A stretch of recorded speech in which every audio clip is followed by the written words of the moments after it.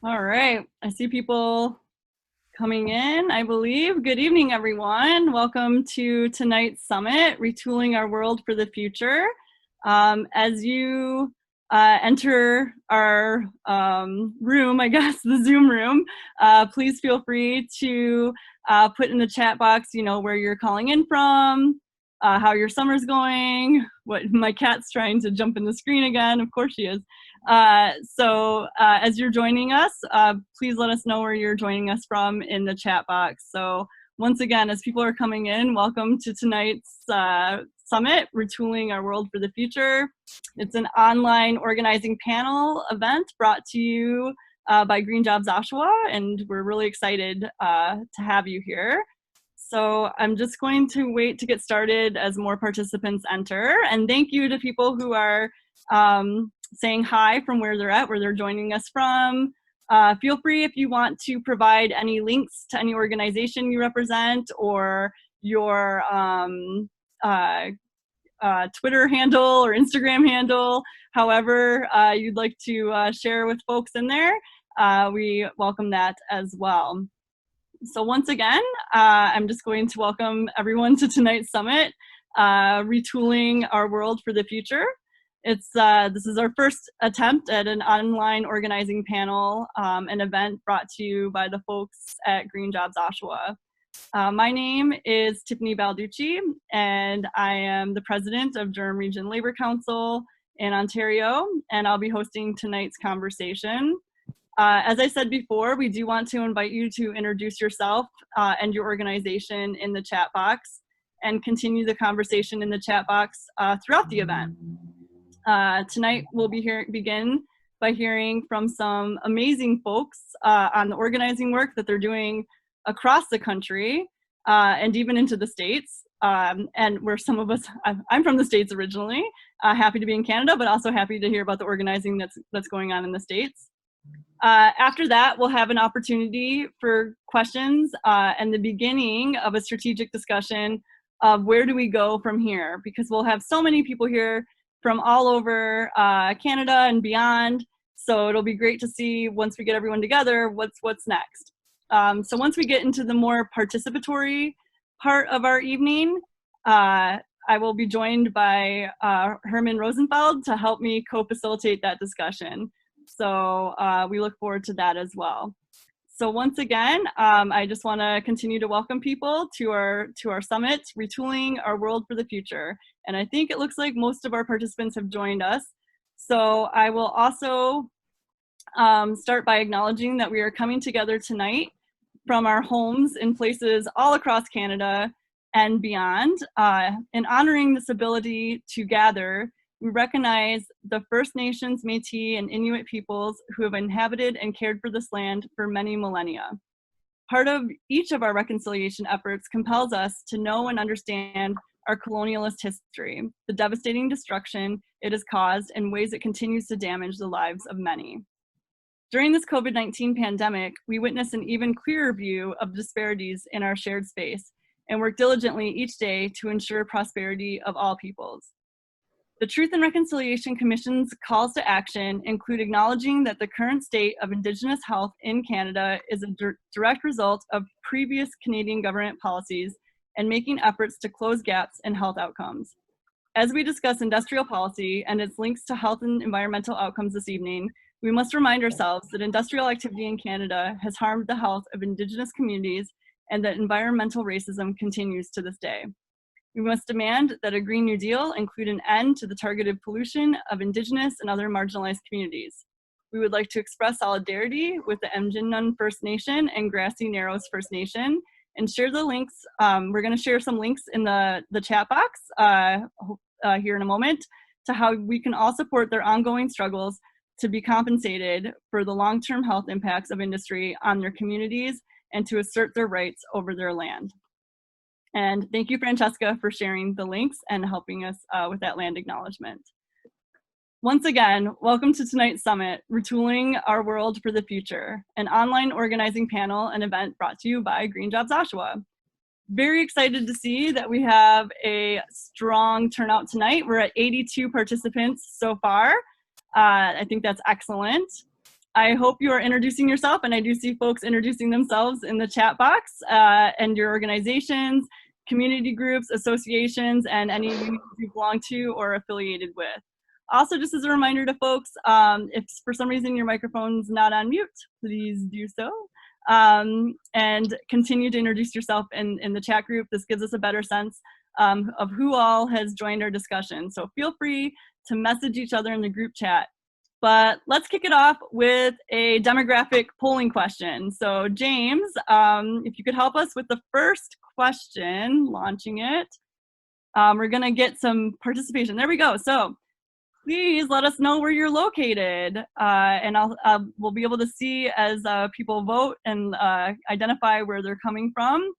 This helps us with demographics with future organizing. I see that, and so yes, please share it in the chat group, but also please take our poll so we know where you're tuning in from this evening. It looks like we have a good turnout from Oshawa and Durham region, which is amazing, but also a lot from elsewhere in Ontario. That's 56% of folks. We got 12% from those western provinces, hey, 3% from Atlantic, and then, you know, United States is in there, and also we have other in there, so thank you for that. We'll go on to the next polling question. All right, so the next polling question we'll be asking you, it's a multiple choice question, which hopefully that will work for us. We were practicing with it earlier. So let us know where you're coming from as far as any organization you belong to. And in the meantime, please feel free to continue to identify your, in the chat box, your name, what organization you're part of, your pronoun.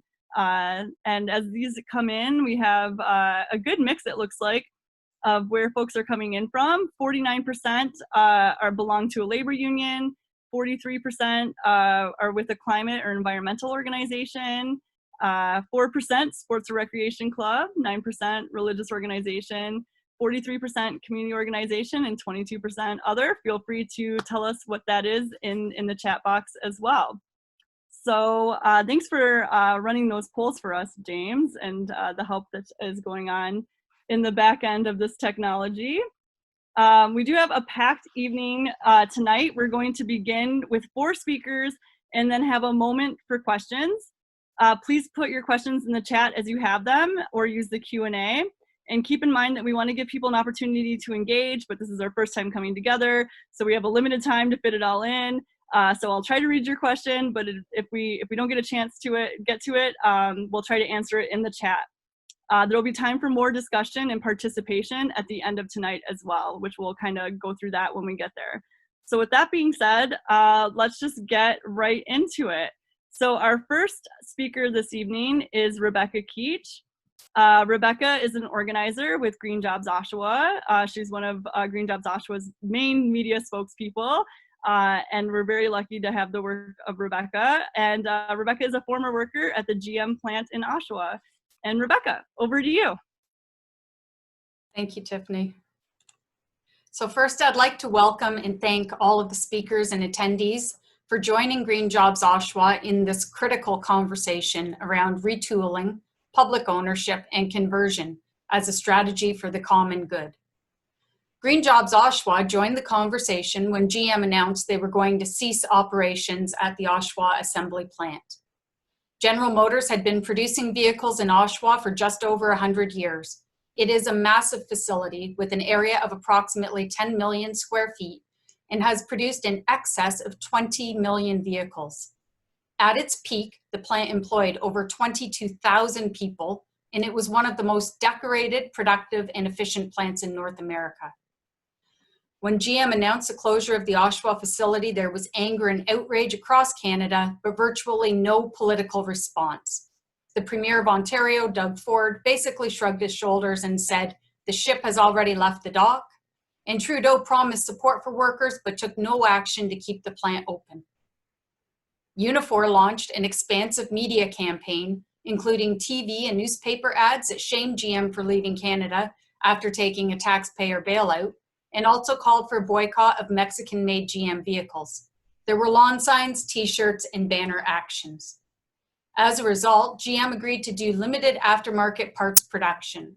work that will see up to 300 people recalled, but the massive complex remained mostly idled. However, there was another strategy with long-term benefits that should have been pursued. Green Jobs Oshawa is a coalition of workers, environmentalists, academics, and community members. We recognized in the midst of a climate crisis requiring immediate action and a community facing massive job loss and disruption, the need for bold thinking. Bring the plant under democratic control through government ownership and build battery electric vehicles or other products that meet social need instead of corporate greed.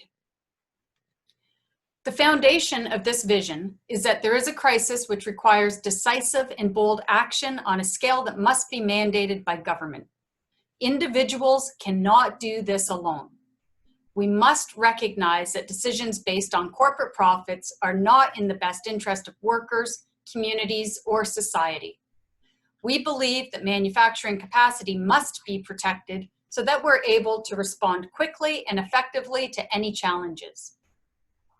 We believe that not only must we recognize essential workers, but that there is also essential manufacturing that is necessary for the sustainability of our future.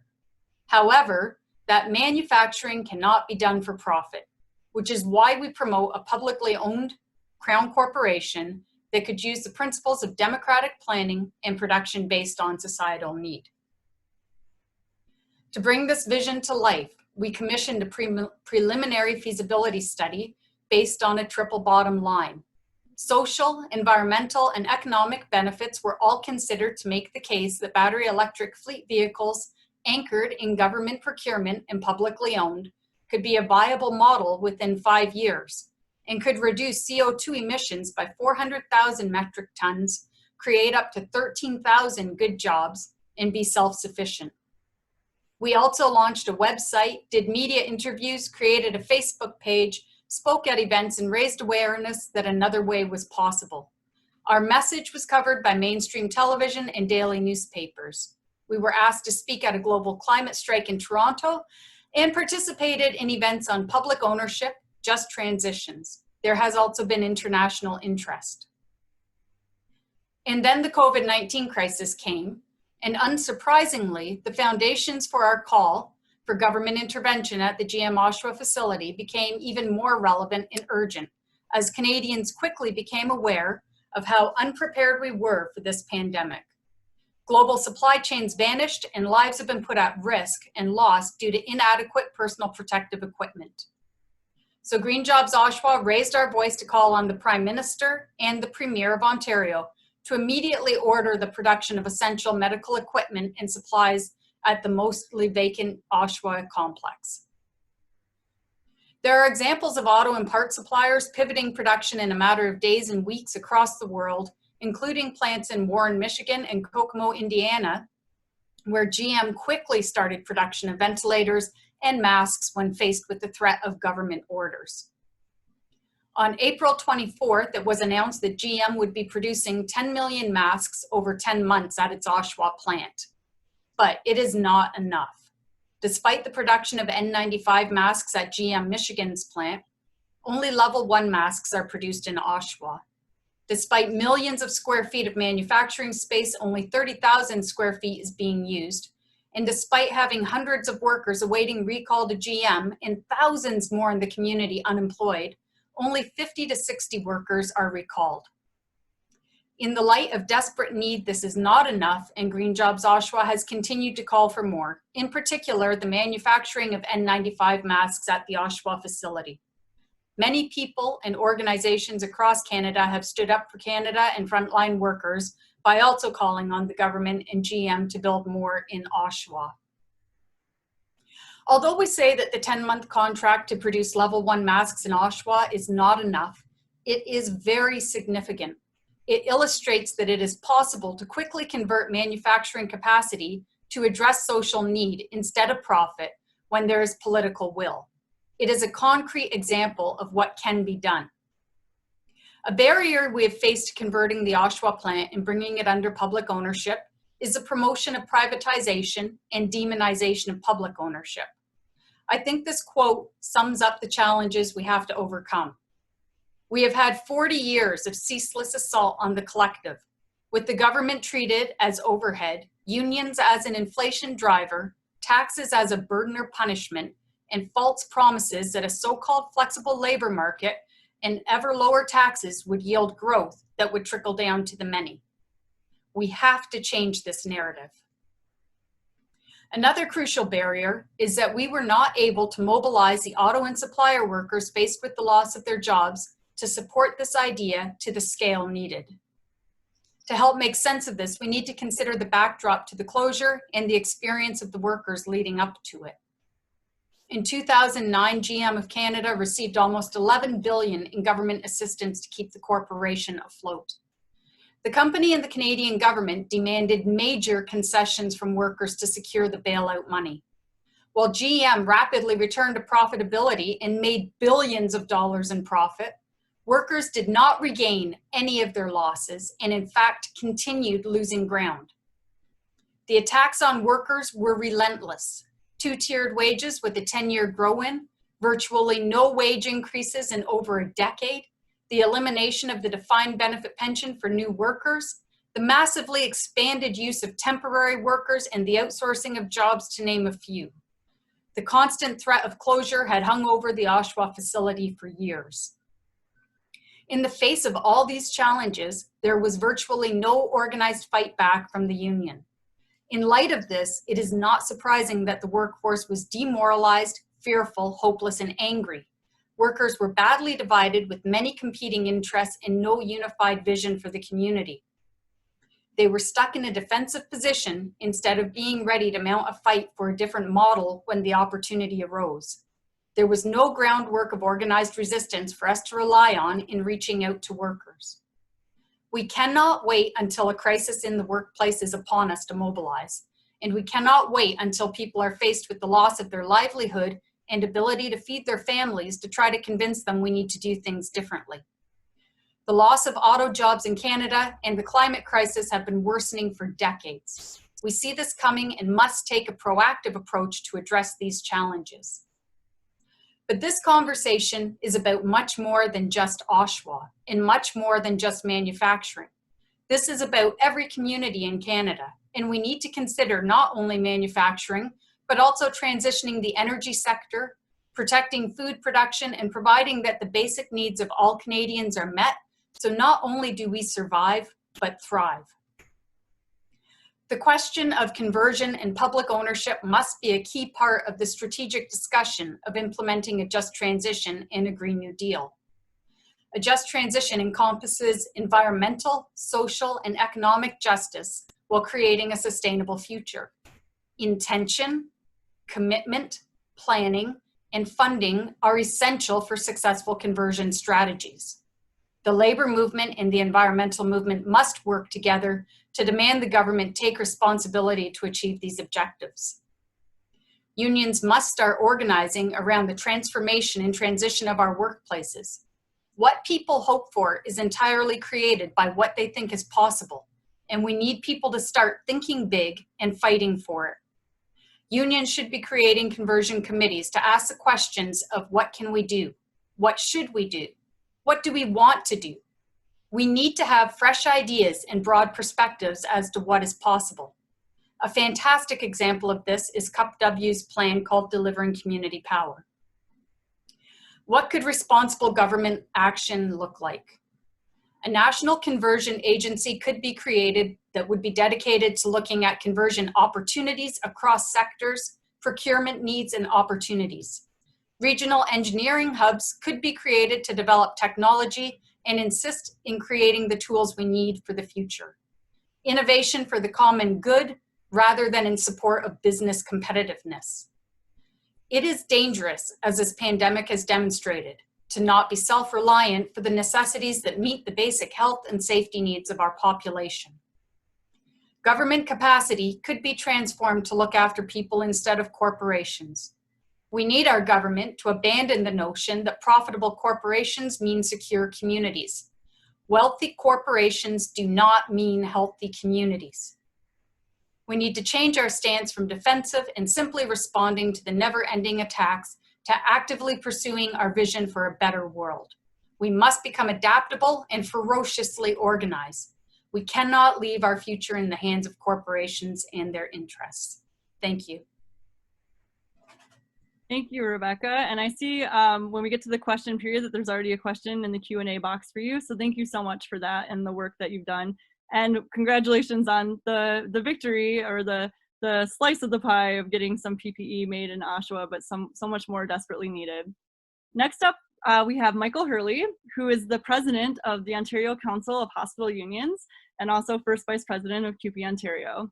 He has been a hospital worker and CUPE member since the late 70s and was actually fired and convicted of contempt of court during an illegal 1981 Ontario hospital strike. And he's been one of the most outspoken defenders of frontline workers during the COVID-19 pandemic. Thank you so much for being here, Michael. Over to you. Thanks a lot, Tiffany, and congratulations to the Durham Labour Council and to Green Jobs Ontario for the tremendous effort that you put in to converting the GM plant and to the great success that you've had. I think we're, halfway there, and which is great. I want to talk just a bit about the coronavirus, and I'd like to contrast a country like Vietnam, which hasn't had a single death, or Taiwan, Singapore, Hong Kong, which haven't had none of those countries has had a single person die in long-term care, with Ontario. 2,723, I was just checking the death numbers. People have died of coronavirus in Ontario, 14 of those healthcare workers.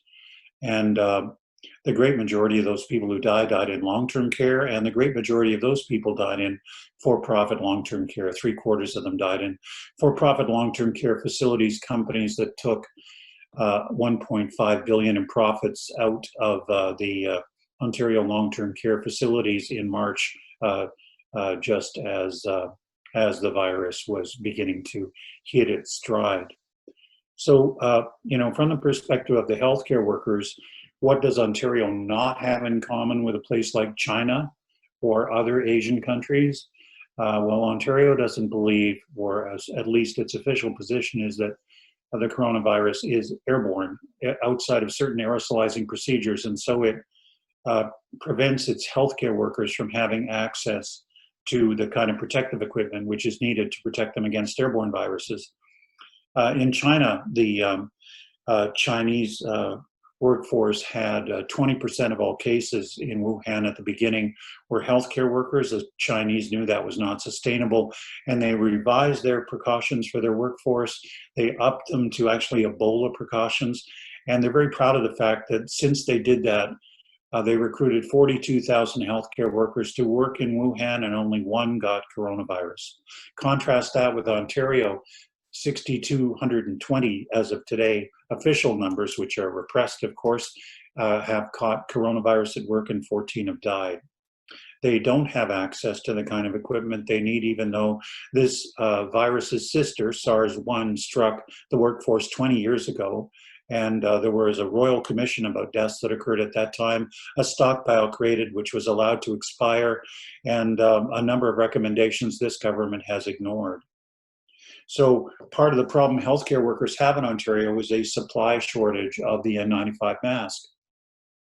And so the Ontario government revised its advice about the kind of protective equipment that would be needed for healthcare workers and other essential people, and downgraded it in light of its supply problems.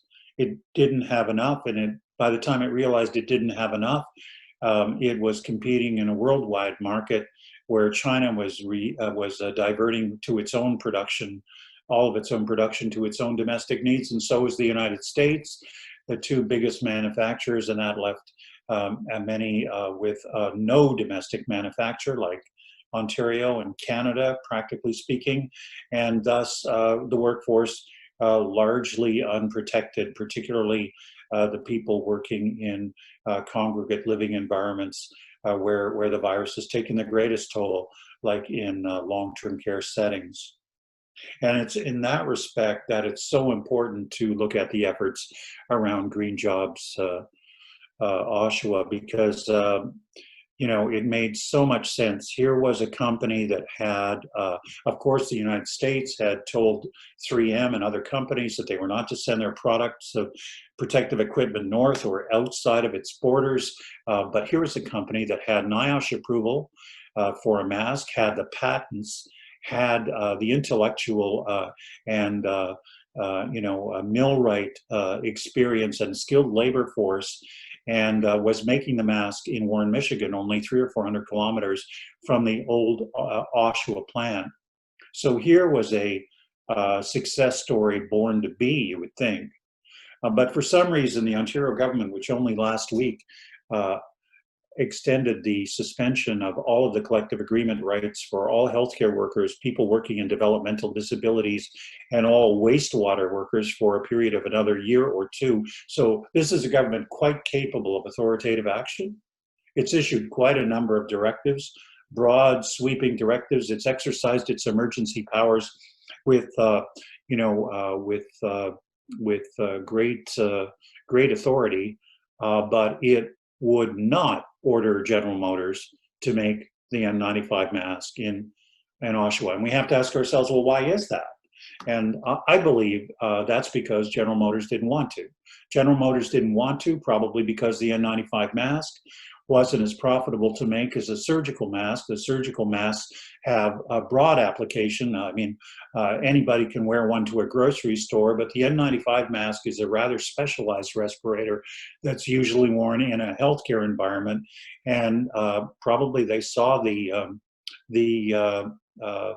possibility for making significant profits was restricted. You have to ask yourself why the government, federal or provincial, would not order General Motors, which was the beneficiary of so much largesse in terms of support for them when they were struggling financially, to use their capacity to make these masks, when not only in Ontario, but across Canada, like in British Columbia, the rate of healthcare workforce contracting COVID is 20%. Worldwide, it's 6%. In Quebec, it's over 20%. In Ontario, it's 17.4%. In China, it's 3.8%. So you have to ask yourself why the federal and the provincial governments would not order this company to make this equipment. And that is exactly what they should be doing. What this virus experience should put in stark relief is the contrast between the profit imperatives, or for example, long-term care corporations like Rivera, Extendicare, and others, and not-for-profit ones where the death rates were so much lower, or companies like General Motors, which refuse to produce masks which are socially necessary in order to protect essential workers who are trying to keep people alive during a pandemic with a virulent, contagious virus, which can to large extent be prevented if we simply have the equipment at which they refuse to make.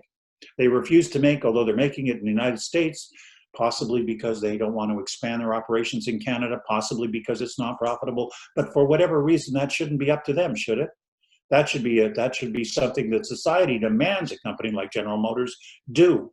And in fact, that's what they did, as Rebecca said, in the United States with respect to General Motors, ordered them to make ventilators. Left to its own devices, a company like General Motors will not necessarily lurch to the public good in terms of the testing kits and the masks and the ventilators and the other essential medical equipment which is needed in this kind of a crisis. So all of us need to keep the pressure up on General Motors. It's so ideally situated near all of the major hubs for shipping. It's got all the know-how. This is not a problem which is going to go away anytime soon. I regret to tell you that only 5 years ago, we were sitting in meetings with the Ministry of Health in Ontario during Ebola, when they revealed to us they didn't have the kind of protective equipment they needed to protect healthcare workers at that time. And they promised us that they would dedicate stockpiles and buy the equipment that was needed. Of course, they haven't done that. They've allowed the stockpiles to expire. This is a time when we need to reflect on these sorts of things, and we need to empower organizations like the Durham Labor Council and Green Jobs Oshawa, which are doing such an astounding job, and we have to get behind them, and we have to support this call for productive and useful use of these production facilities in Oshawa, in other places. Companies like General Motors have a lot to answer for in terms of their failure to step up to the plate here. And there's still lots of time to require and oblige them to. And there's still a good reason for the Ontario government to order this company to make these masks, because people are still catching coronavirus. As of this week, 30% of all the new cases in Ontario are healthcare workers. And why are they getting sick? Because they're not protected. And who won't make the masks? General Motors. And what's wrong with that? Profit and a company that wants to pull out of our country, and we should order them to do differently. The real privilege to be here tonight, and I'm so proud to have anything to do with your organizations. Thank you.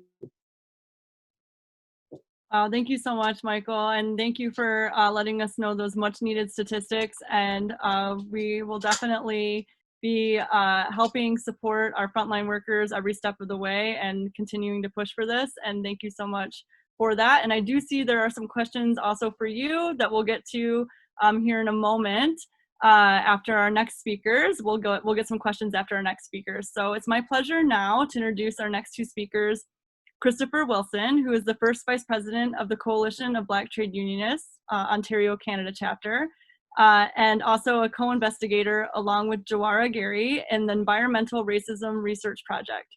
Jawara Gairey is a member of the Coalition of Black Trade Unionists, Ontario, Canada chapter as well, and is a co-investigator of the Environmental Racism Research Project. Both have 20 years experience in the labor movement, and thank you so much for being here. So over to you. Thank you, Tiffany. So I was going to start off first just to give you a little context about our research. And actually try to integrate what part of our research was focused on with the previous two speakers. So we are partnered, the Coalition of Black Trade Unionists partnered with ACW, which is Adapting Canadian Work and Workplaces, to respond to climate change. A few years ago now, we were part of a SHIRK grant of over, I think it was well over $1 million, if I'm not mistaken. Of a bunch of different groups that came together to look at various aspects that were contributing to the rise of emissions across Canada. We specifically wanted to look at it from the vantage point of how it was impacting Black, Indigenous, and people of color. Specifically because there's been a lot of talk, and you heard some of that here around the retooling of the Oshawa plant, and looking at progressive manufacturing as a social good. We wanted to look at it from the vantage point of if there are discussions around green jobs, how do we ensure the new green economy doesn't look like the old white economy, and that there is actually an inclusion of racialized people of color and Indigenous people in those types of economies. So from across the country, we're looking at various examples of where environmental racism has impacted racialized communities. And we decided to come up with a proactive approach in our research. Christopher and myself are very action-oriented, and we do believe firmly, based on our trade union background of boots on the ground, is the most effective way to make change. So our research led us to develop workshops that have been delivered across the board with a few unions, specifically teachers unions. And it is illustrated that we've been able to design workshops on effective strategies that build community interactions and allow people to have more discussions and involvement and engagement ultimately in how to ensure there is more diversity within the new green economy. You can look at an example of the Toronto Community Benefit Network as an organization that has been successful in striving to work with groups such as Metrolinx on the crosstown rail projects and other projects in the Toronto area to ensure that there is a significant representation of workers of color in that work. So that was part of our focus with respect to the work we were building and the research we were looking at, is to ensure that there's that integration. So we know primarily or historically that union jobs haven't always been representative of diverse workforces for racialized people, Indigenous people in the north or in the west of Canada. We want to ensure that our research was looking at ways and mechanisms, again, from a boots on the ground analogy, to change that. I think we've been successful to date in the outreach that we've been able to do, working with the teachers groups, working with different community organizations to push that agenda forward. And the goal, again, is to, when we have discussions like this, and thank you again for inviting us here, where we hear what's going on in Oshawa with the retooling of the GM plant, noting that that was a catastrophe that GM imposed on workers in Oshawa. We want to ensure that there's a discussion around, okay, well, if it's not those people that either retired or took packages out of that plant getting those jobs, what is the demographic and who is receiving that work? And is there an inclusive model or an employment equity analysis in that work from an environmental lens? Because it's all sort of connected for us as racialized folks, where we are the hardest hit by COVID. We see the disparities that exist there, as Michael referenced. We know the disparities that exist in the healthcare sector, especially for frontline workers, PSWs. Those are primarily racialized workers at the end of the day. So we want to make sure that we're looking at ways to really close those disparities that exist, show some acknowledgement of them, but also address the ultimate question, which was this panel, brought to this panel, of social responsible employment that is inclusive of a true and action-oriented employment equity lens. Chris? Thank you very much, Gerard. And while you were speaking, I put a few links up in the chat to provide some additional resources and information about the Environmental Racism Project. I'll put one more in right now. This is a Twitter handle that we use for the project. So if you go on Twitter and type in that hashtag, you'll get a whole list of resources on the topic of environmental racism that you're free to use, and feel free to add to the online bibliography on the topic by using tweets, using that hashtag. I'm conscious of time, but I did want to just make one other point, given the context we find ourselves in right now, which is around police brutality. We define environmental racism very broadly to include the environment within which we live. As the Coalition of Black Trade Unionists, we advocate for healthy and safe communities, and police brutality is impacting on that directly, which we make a direct link to environmental racism as a form of environmental racism. So we're at a very important moment in time historically with the convergence of both COVID and global protests. And Jar is absolutely right. Our response to it is we need to take action. There's different ways we can take action. Our approach has been to be participatory and engage workers in the dialogue around environmental racism, climate justice, and opportunities for change. 3 months ago, the government told us a whole bunch of things that can't be done. And we learned in the last 3 months, there's a whole lot of things that couldn't have been envisioned before that can be done. So it's time for action. Thank you very much for the opportunity to speak in the invitation today. Thank you so much for that, and tying it in and the calls for action across the world that we're seeing, and also for including so many useful resources in the chat group as well. So we do have time for a few questions for the folks that we've heard from so far. And it looks like our first question could be maybe for anyone, but maybe more geared towards Rebecca. It's from Albert, and it's, how can we email and lobby our politicians about how not enough masks and supplies are being built? It's appalling, only 60 workers have been recalled, and that's only in Oshawa, and we still need more desperate COVID supplies. So for any of the panelists really, because this could be about just building collective momentum, what is there that we can do to raise this issue and the other issues that we heard about? And who'd like to go first? Rebecca? Sure. So one of the things you could do is go to greenjobsoshawa.ca and sign on to our petition. That will automatically send a letter calling for the production of N95 masks in Oshawa.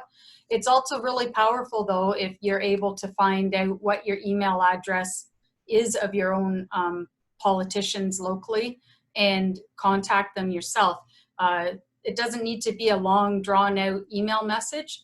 Just, you know, focusing on the points that you already have there, Albert, would be pretty powerful. When they hear from constituents, it makes them think more than if they are just hearing about something on the news.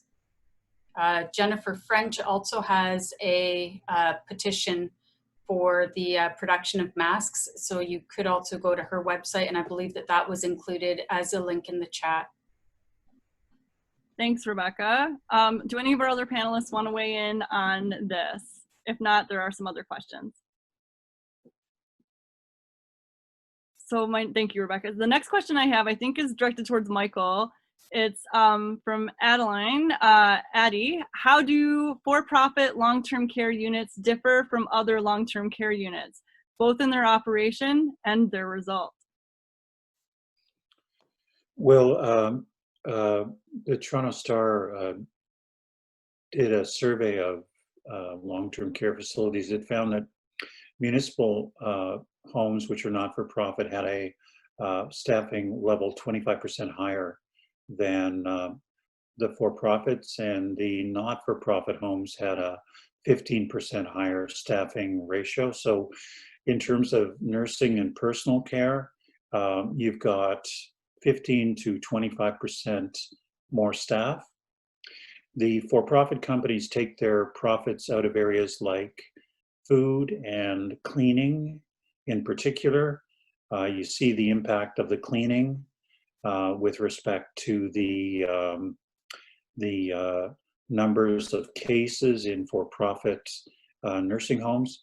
So when you look at the fact that 3/4 of most of the deaths in Ontario, and 1,800 or so, are in long-term care. Of those, 3/4 are in for-profit homes. So this is a moment in time when we should see the taking of profits out of healthcare for what it really is, and we should be phasing out all of the for-profit operations in long-term care in Ontario. If there ever was a clear-cut case of that, it's the coronavirus.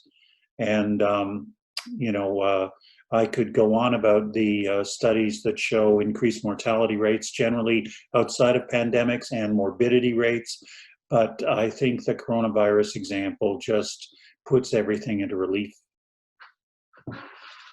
Thank you, Michael. Do any of our other panelists want to weigh in? Oh, and in the chat, you're also getting a thank you for answering the question.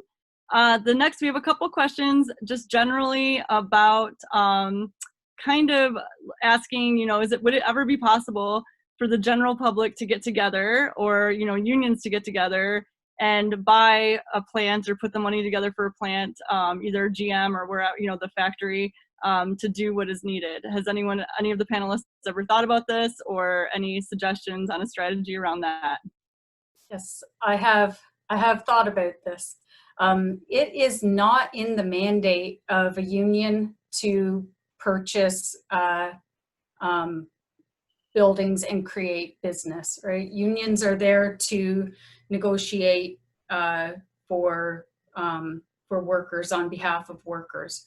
So like a union like Unifor certainly has auto workers in it, and certainly has a history in Oshawa, but they are, I think, 340,000 members strong across Canada, covering every industry and sector. So it would be very hard to try to make the argument that Unifor should take the money from all of those members to purchase General Motors, and that's a decision that would need to be made democratically. But that is really not what unions are supposed to do. So the other, as to whether the general public could get together and buy the GM building to do what is needed, that's actually what we're advocating, that tax dollars would be used for, that government revenue would be used for, which is, you know, the government gets their revenue from the public, and that should be used to purchasing GM and getting the company up and running. Thanks, Rebecca. That was a great question. Anyone else on the panel want to weigh in? I would just add that public sector unions have launched very significant Public Services Matter campaign. I'm thinking of the example of the Public Service Alliance Canada, which is the union I work for. And governments have, there are examples of governments making direct investments. So making this a policy issue, I think, is very relevant, and unions could play a key role in that debate. Thank you for that. Oh, Michael? Oh, you're still muted, Michael. Sorry. It's a hugely important political shift that needs to happen, a return to the thinking that state intervention in the economy is important. And I think that's one of the great things about this particular project. Thank you for that. And I think this is a question that any of the panelists can answer. One of our anonymous attendees is wondering, what's a good comeback to conservative family members who bought into corporate capitalism, or bought into the scarcity idea of there's only so much piece of the pie to go around, or have bought into racism, or see the government as bad when it's is really democratic controlled workplace? So they see unions as bad. So anything, and they ask, is it worth convincing these kind of people and communities when there's astoundingly so many of them? Or is there anything we can do for these conservative family members or community members when it comes to these types of conversations? I know that's a really hard question to unpack. Anyone would like to answer that one first? The piece around, there was a number of elements there, but the piece around racism, you know, obviously speaks to Jawara and I, given our activism within the Coalition of Black Trade Unionists. And unions need to be absolutely clear on this, which is racism has no place in the labor movement. And that includes doing education within the membership of unions in the movement itself. We all have a role to play. Systemic racism is real, even though Ford didn't want to acknowledge it.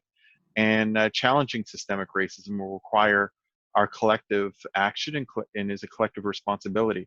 So the short answer to me is racism needs to be shut down and not enabled. And I think it's particularly poignant in this moment in time. Thank you. And I'd agree with what Chris said, and we see the actions, even if people have heard around what's gone on at various Ellis Don sites in Toronto with nooses hanging down. The level of anti-Black racism has increased, and you could probably scan any Facebook group of a union or otherwise these days and see commentary around, negative commentary around defunding of the police, which is actually reallocating police funding. Etc. So I think that the context of that and trying to convince conservatives, I think you always should attempt to have the conversation, at least to try and open people's eyes. And I think getting progressive people in to unions also to do some of this work, and there's a great amount of activists that aren't necessarily in a union right now that do this work. I'm thinking of Black Lives Matter as one, the Asian Canadian Labour Alliance as another. There are people that do this work progressively that can help union members facilitate some of these conversations. Thank you. Is there anyone else that would like to weigh in? I see there's some ideas going on in the chat group too, so please feel free to continue the chat. And I just want to thank our panelists in this first section so much for the work that you've done and the words that you've left us with. And please feel free to continue in the chat. We didn't get a chance to get to all the questions, but we will have time for discussion in a bit. So thank you again. And so now I'm going to transition into another poll question. We do have 91 participants here currently. So if James, I didn't give James a heads up though that we're for poll question number 3. I don't know if we have it ready to load right now. There we go. Do you think the environmental movement and labor movement are working together effectively enough? So simple yes or no question. I see the votes coming in quickly.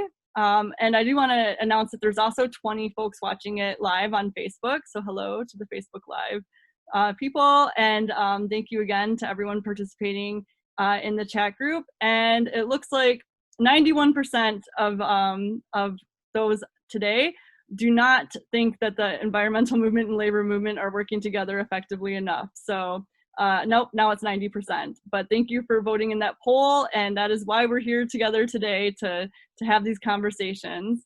And then we have a poll number 4 question for you that should be up shortly, and that is, are you willing to approach an organization you belong to ask for support for Green Jobs Oshawa? Or, you know, if you're not in Oshawa, obviously, you could ask about your own version of Green Jobs Canada or Green Jobs wherever you are. And it looks like a lot of folks would be willing to approach an organization that you belong to. So 98%, that's great. That's like almost perfect. So thank you for that.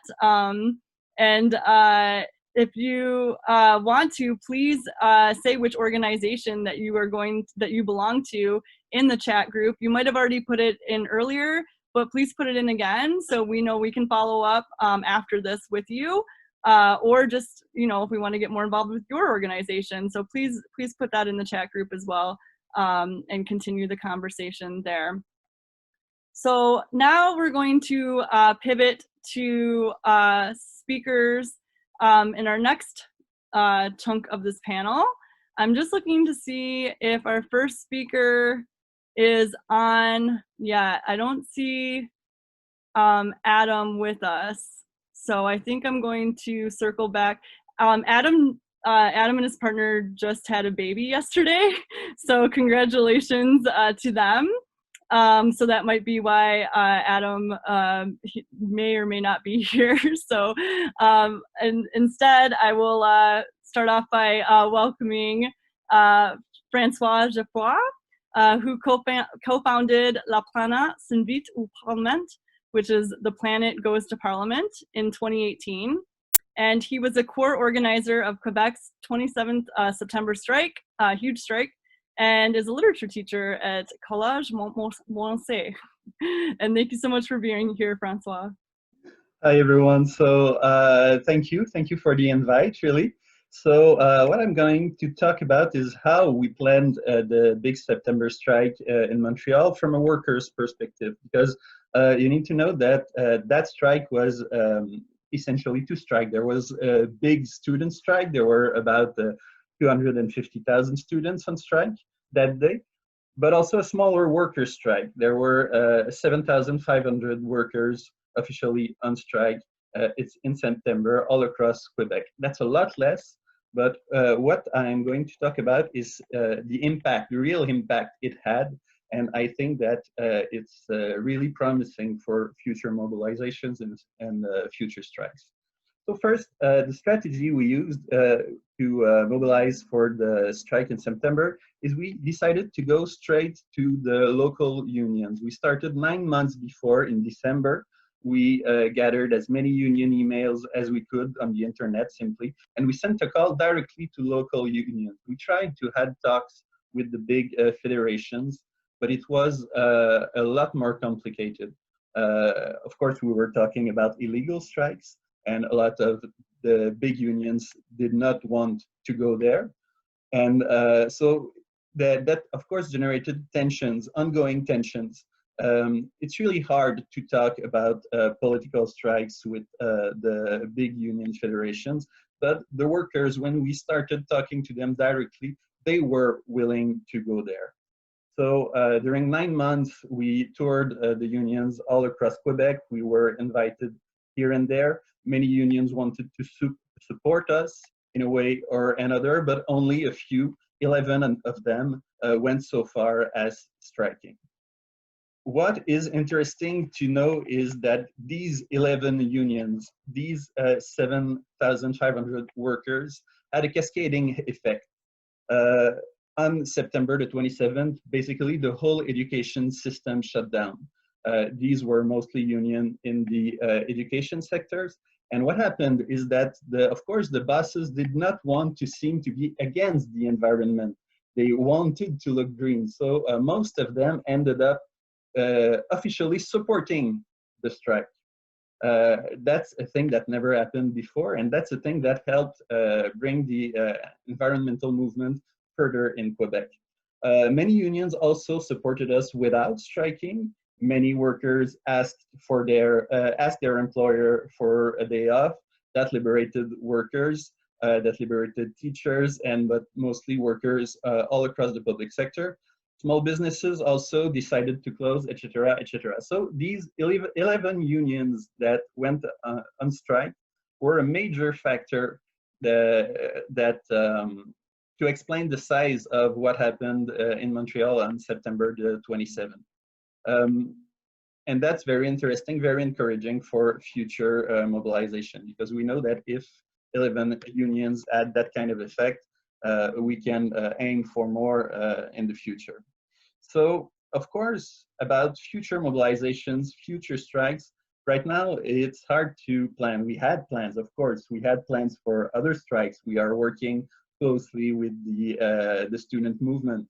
But with the pandemic, all of that basically went to the toilet. So we had to start planning again. The whole movement is kind of thinking about what are going to be the next steps, and we fear that a lot of work will need to start from zero. So in the future months, what we decided to do, what we will most likely do, is organize trainings. We came up with this idea to start kind of classes, kind of courses, online classes, to build what we decided to call climate justice committees on as many workplaces as we can all across Quebec. Because what we realized is that when it comes to the climate struggles, a lot of activists, I mean, it brings activists that never did any kind of mobilization before. It brings a lot of people that are new to mobilizing, to organizing, and these people need training. These people need to be accompanied also. So we started planning a kind of course based mostly on the techniques used by Labor Notes and Jane McAlevey, which probably a lot of you know. So that's the thing we will start in the fall. We are also planning a tour which will take us all across Quebec in 10 cities. The tour will be called We Must Organize. And it's an occasion for us to go meet with citizens all across Quebec, not only to talk about mobilizing, but also to talk about what it means to mobilize for the environment, to have the kind of hard discussions that we need to have. For example, discussions about degrowth, because a lot of people are willing to go marching for the planet, but exactly what it means when our governments talk about going carbon neutral in 2050. There's a growing consensus that it means, of course, to cut significantly on energy consumption. Some experts start talking about cutting as much as 50%, some say even 75%. So we need to have that kind of discussion, and that's the thing we aim to do with this tour. Time is flying fast, so I'll stop there, and if there are more questions, I'll come back. Thank you. Thank you so much, Francois. And yeah, you unpacked a lot in a short amount of time, so well done. Really appreciate that. And there'll definitely be some time for questions. So next up, we're going to be over to Emma Jackson, who is a settler on Treaty 6 territory, where she's an organizer with Climate Justice Edmonton and a field organizer with 350 Canada. She also sits on the board of the Alberta Workers Association for Research and Education, a newly formed organization supporting and organizing migrant workers in Alberta. Thank you for being here, Emma. Yeah, thanks, Tiffany. Yeah, it feels great to follow Francois. We were actually very involved in also organizing our strike here in September. Very small, I guess, in comparison. So we had about 15,000 people, but in Alberta standards, that was one of the largest mass mobilizations we've had since the anti-Iraq war protests. So yeah, as Tiffany said, I am an organizer with Climate Justice Edmonton. I'm based here on Treaty 6 territory. I only have 5 minutes, so I thought that I would quickly talk about sort of some of the challenges that we have here in Alberta that we're facing up against. But also I wanted to spend more time talking about, I think, the opportunity that is enormous here in Alberta when it comes to talking about how the environmental movement can work with labor. And finally, wanted to speak a little bit to how Climate Justice Edmonton has been approaching this work and how we're trying to kind of do work a little bit differently than I think traditional environmental organizations have in the past. So first with the challenges, I'm not going to spend a lot of time talking about this. I think a lot of people on this call are quite familiar, I would say, with what's going on in Alberta. And it's also just like quite bleak, as I'm sure many of you know. So since taking office, you know, we've seen Jason Kenney really engage in shock and awe politics that have only gotten significantly worse since COVID has struck. We have doctors right now that are fleeing the province. We have, you know, a $30 million war room, tens of millions of dollars in addition that are going to an inquiry into foreign funded environmentalists. We have Bill 30, which has recently been tabled, that is basically opening the doors to the corporatization of our healthcare system. And in addition to all of this, you know, Bill 32 was just recently tabled last week. It amends both the Labor Relations Code and also the Employment Standards Code. And so it dramatically reduces unions' bargaining power. It is, you know, forbidding workers from preventing scabs from crossing picket lines. And so we're really taking a pretty bleak turn here, I would say, overall. But honestly, to be completely honest with, I think, especially this group of people, Climate Justice Edmonton in a lot of ways doesn't actually see the Kenney government as our biggest challenge. And in some ways, it really is, you know, the current state of the left in this province, the state of unions. Unions haven't flexed their strike muscle in this province for decades for a lot of them. And so as much as this is, you know, a huge problem, we also find that a lot of provinces and organizations outside of Alberta really look to Alberta and they're like, that's just a conservative stronghold. There's no organizing that's happening there. And it's sort of like a lost cause. And what I would say is that as much as, you know, there's some truth in terms of like the state of the left here, there's an enormous opportunity in Alberta for economic populism and really an inclusive economic populism to take hold. And Climate Justice Edmonton has like really seen this in a very big way. And we see that as really key to not only building the climate movement here, but to strengthening the left overall. So we know that 75% of Albertans believe that we need an energy transition. Only about 39% are actually supportive of the idea of something like a Green New Deal, but that increases by close to I think even 15% when we talk about taxing the rich. So again, the conditions are so ripe in Alberta to talk about a corporate elite and their political allies that are taking advantage of workers. And that's really the frame that CJE leans very hard into. And so I would say that of all the sort of organizations that exist in the province, we're a grassroots organization, none of us are paid to do this work. And so we lean really heavily into polarization, and we're fine with really staking our claim and making clear that, you know, Jason Kenney and his corporate cronies, yes, are the enemy, and also we can't maintain the status quo that a very like neoliberal NDP party has really upheld in recent years. So very quickly, I feel like I'm just like taking up time too. In terms of what we're doing that's very different, CJE is really, really focused on building relationships, not only with unions and union leadership, but with members. And so what that looks like is actively joining workers on picket lines. The Boilermakers right now in Edmonton are locked out of their workplace, being there at 6 o'clock in the morning in order to stand in solidarity with workers and actually have these conversations about the type of economic transition that we need. So all to say, we see, you know, COVID-19, especially as much as it is an enormous crisis, it is an unprecedented opportunity to talk about transitioning our economy away from oil and gas to taking on public ownership of key industries in this country. And we actually do think that there are many, many, many workers that can be brought on side through that. So looking forward to talking all about this more. Thank you so much, Emma. And just like Francois, you've unpacked a lot, and you're getting words of support from across the country in the work that you're doing. And just as a reminder to folks, please keep the questions coming. We are reviewing the Q&A, but if you'd like to, you know, put your question in the chat or just kind of have a discussion in the chat, do that as well. And next up, we have Simon Black, who is a professor of labor studies at Brock University and founder of Labor Against the Arms Trade, a coalition of peace and labor activists working to end Canada's participation in the international arms trade. And I'm happy to say that Durham Region Labor Council has endorsed this.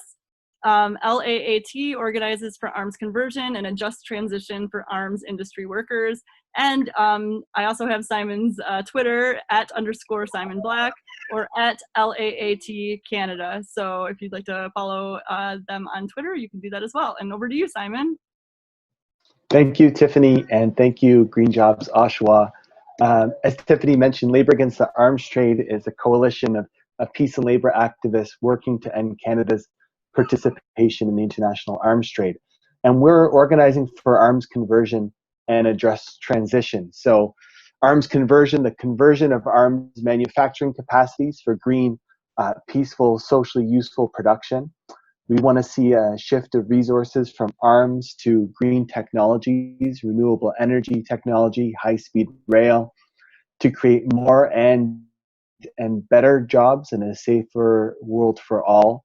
And a just transition, meaning recognizing the needs to secure arms industries, workers' rights and livelihoods when the economy or when economies are shifting from arms production to production for socially useful ends.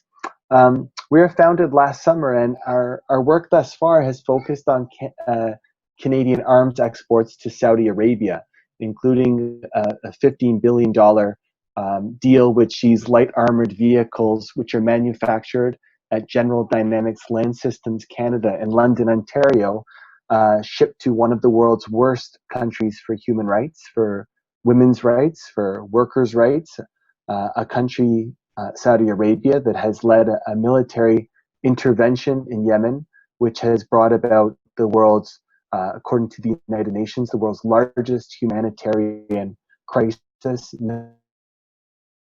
Millions displaced, millions on the verge of starvation.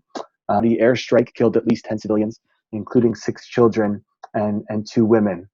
And yet our government continues to insist on respecting this contract and sending arms, including light armored vehicles, to Saudi Arabia. Now that plant in London where the LAVs, the light armored vehicles, are manufactured is a Unifor plant. Workers there are represented by Unifor. And that plant's in very different circumstances from GM Oshawa. By most economic measures, it's a healthy plant. The LAV deal is the largest arms deal in Canadian history. The deal has been called the largest advanced manufacturing export win in Canadian history. The deal is said to sustain more than 3,000 jobs over a 14-year period. So very different circumstances from GM Oshawa. And the federal government has proved willing to prop up General Dynamics Land Systems when the Kingdom of Saudi Arabia has fallen behind on payments to GDLS. But if you speak to a worker, if you speak to a Unifor member at represented by Local 27 at that GDLS plant, and you say to them, you know, you really have 2 choices. you can, or you have two choices. You can continue to manufacture arms for export to Saudi Arabia, or you could be paid the same wage with the same benefits, the same protections of a union, and you can contribute to building a cleaner, a safer world by making green, peaceful products, such as all the technologies and infrastructure we need to confront the climate crisis and confront climate change. There is not one worker, there's not one worker in that plant that will tell you, I would rather be making weapons of war. But driven capitalist economy, the general dynamics, and the federal government, for that matter, won't give workers that choice. The workers don't have that choice. So that's the choice that Labor Against the Arms Trade organizes and fights for. So we must demand public ownership and the repurposing of our world and arms industry jobs for socially beneficial manufacturing. So we say that we need to socialize, demilitarize, and decarbonize. And we're happy to have the support of, as Tiffany mentioned, Durham Labour Council, but also Toronto Labour Council, Vancouver District Labour Council, Hamilton, Niagara, and others. We've been supported by Michael Hurley, CUPE Ontario, and healthcare workers, CUPE National, the BCGU as well. And just recently, the Canadian Labour Congress came on board with our campaign as well. We held a National Day of Action on June 11th. And on that Day of Action, we worked with, as a labor group, we worked with Amnesty International and Oxfam and other humanitarian and human rights organizations who have been pushing for the cancellation of this arms deal. But we said to these organizations that it's very important from the labor movement's perspective that we just don't organize and demand a cancellation of this arms deal and of arms exports to Saudi Arabia, that we demand public investment in arms conversion and a just transition for arms industry workers. And we were able to bring these organizations on board with that demand. So while we haven't seen the deal canceled yet, we're making progress. And I know we don't have too much time, but Tiffany mentioned that you can follow us at LAAT Canada. We have another National Day of Action in September coming up with a date to be announced. So I would encourage everybody to stay tuned and continue to push for to socialize, demilitarize, and decarbonize. Thanks, Tiffany, and thanks, Green Jobs Oshawa. Thank you so much. Once again, unpacking a lot of information in a short amount of time. So well said, and you're getting, like all of our panelists, words of support in the chat group. And they've asked if you could post any links in there if you get a chance. And I have been monitoring the questions as well. James has also been helping with this for folks on Facebook sending questions and folks that sent questions ahead of time. So for our recent panelists, the first question I'm going to ask is, how do we reach out to assure people that their livelihoods won't be impacted and it would be truly a just transition? So Emma, Francois, or Simon, do any of you want to take that on? Are there any ideas on how to, really assure people that it is a truly just transition? You can try. The first thing I think we need to start saying is that even with a just transition, people's lives are going to be impacted severely, whether we do something about the climate crisis or not. I mean, if we are talking about reducing our energy consumption by 50%, for example, of course our lives are going to change. Of course our lives are going to change significantly. What we need to make sure is that the change is, maybe it won't even be a positive change for everyone, but it must be as positive as possible, or at least it must not affect disproportionately the ones who cannot afford to have their living conditions worsen. We need to make sure that this transition brings us towards more equality, because otherwise, if we keep that kind of inequality in a system where we cut energy consumption significantly, for the ones who are at the bottom, it is going to be catastrophic. And that's the thing we want to avoid. Thank you. Yep, Emma. Yeah, I have just a few things that I would add. I mean, we grapple with this a lot, obviously, in Alberta, and I think you're right, Francois, in the sense that, you know, guaranteeing oil and gas workers that they're going to be making six-figure salaries without having any sort of college or post-secondary degree is hard, and that's, you know, challenging. I think one thing I would say, though, is I really do think that it's talking more about the quality of life. And so, for instance, here in Alberta, we have workers that are flying in and out of communities. They're spending, you know, 2 days with their families every 3 weeks in some cases. And so really being able to speak to what is the quality of life that we actually want, and what is that worth to people? So it might mean that you don't make, you know, that additional $20,000 bonus or overtime pay, but you're able to be at home with your kids, you're able to be in community. And I think that's what we need to see more of from the labor movement as well, is that storytelling that I think can really help to move us to where we need to go. Thank you. Simon, did you want to weigh in on this one?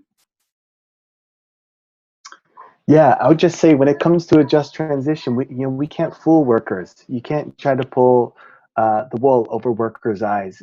You have to have an honest conversation about the kind of capacities, the kind of organizing that we need to get us from where we are to where we want to go. So in our case, we've made effort, and to the leadership of Unifor Local 27, who represent again the workers at GDLS Canada. We haven't had any success with that kind of outreach. We've made efforts to make links with the local labor council, which have been somewhat more successful. But we do really have to have an honest conversation of what kind of organizing, what kind of movement, what kind of community education and mobilization we need to get from where we are to where we want to go. It's going to be hard, but there's really no other alternative. Thank you for that. I have another question for the three of you, or whoever would like to weigh in on it, in our Q&A box from Addie. And the question is, what can student climate activists do to make labor unions a major part of our movement and demands? And how can we make sure that other climate activists also understand the importance of unions and are continuing to work with unions? I can start. Unions are, I think, the most important sectors to mobilize, because student strikes, of course, had an impact. We've seen it in the last year or so. But a student strike will never be as disruptive as a worker strike. It will never have the same political impact. So the student movement understands that. They here in Quebec, at least, we work closely with them, and there's a clear understanding about that. There's also a clear understanding about how risky it is for workers to go on strike. The risk is not the same. Striking for climate is going on illegal strikes, and the penalties can be extremely severe. Of course, there are ways to protect workers from the most severe penalties, but and we are working with that. Maybe I'll have a chance to talk about the different strategies we use regarding that later. But so the workers' strike are really important. Then how can both start working together? The only option is to go talk to the workers, to go see them. And again, the strategy we used is to go straight to the base, because the heads of the big unions federations are really reluctant to invite us to see their members. It's sad, but that's the way it is. Mainly, of course, because they don't want us to start talking about illegal strikes. So going directly to the workers themselves, it generates tensions, but in the end, that's the only way that we are able to move forward. Thanks. Anyone else want to weigh in on that question? Yeah, just very quickly, I was going to add, and Francois, you touched on this at the end. I think a lot of the time, especially young environmental organizers, we forget that unions are democratic institutions, that they are made up by their members, and that they have to respond to what their members' wishes are. And so would agree that, you know, instead of going to the leadership, needing to make sure that members are inundating their union's leadership with emails saying, this is important to me, I want my union to be endorsing this strike. And the final thing I would say is the framing is really important. And the more that we lean into this economic populism and Green New Deal narrative, I think the more that unions do come on side. Thank you for that. And any tips, Simon? Nope. Okay. Well, I know Simon has experience getting unions on side in the other aspects of organizing for sure. And I'm not a panelist, but I would just say if you do have a labor council in your area and you're looking to get unions involved, or an umbrella group of unionists, or where the activism groundswell of unionists are, that would be a good place to start as well. This next question, I think, would be directed towards Simon, and then maybe Rebecca might have to jump back in. It's a very specific question, and it's, what is Unifor's position on a just transition for general dynamics workers and also Green Jobs Oshawa? So Simon, do you have any information on the general dynamics workers? I think you hit on it a bit before. Yeah, as far as we know, the Unifor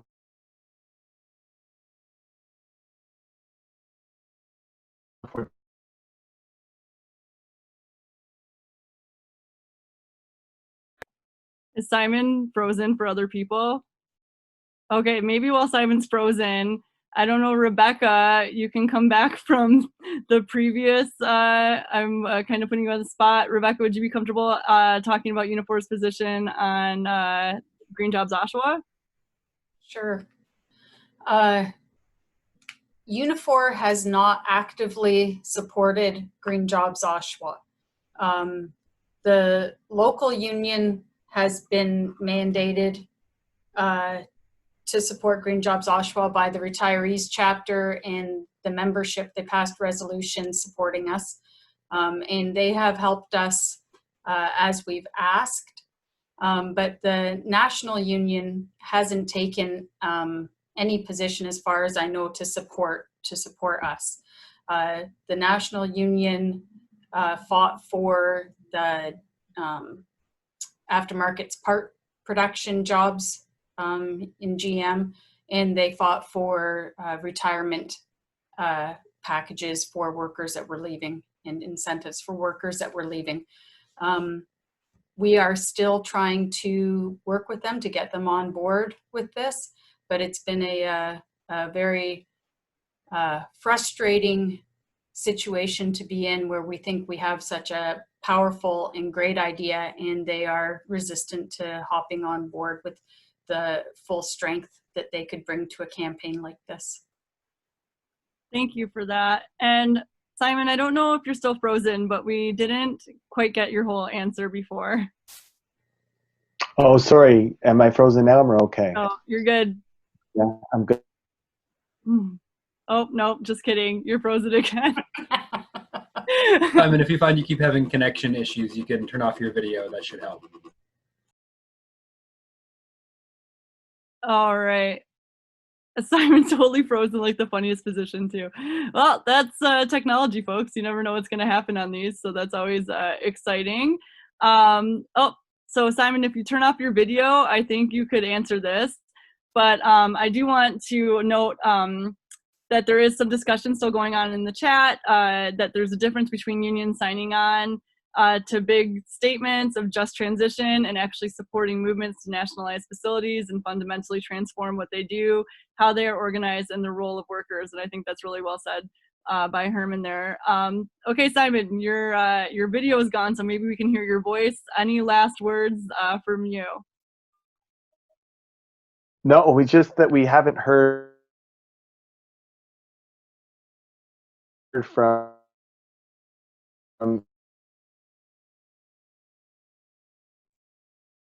Simon, you might have to put it in the chat box because I think that we're getting, oh, yeah. Afford to.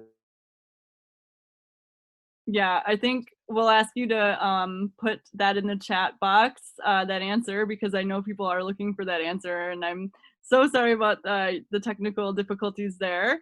But Francois or Emma, any final words before we pivot over to the facilitated discussion?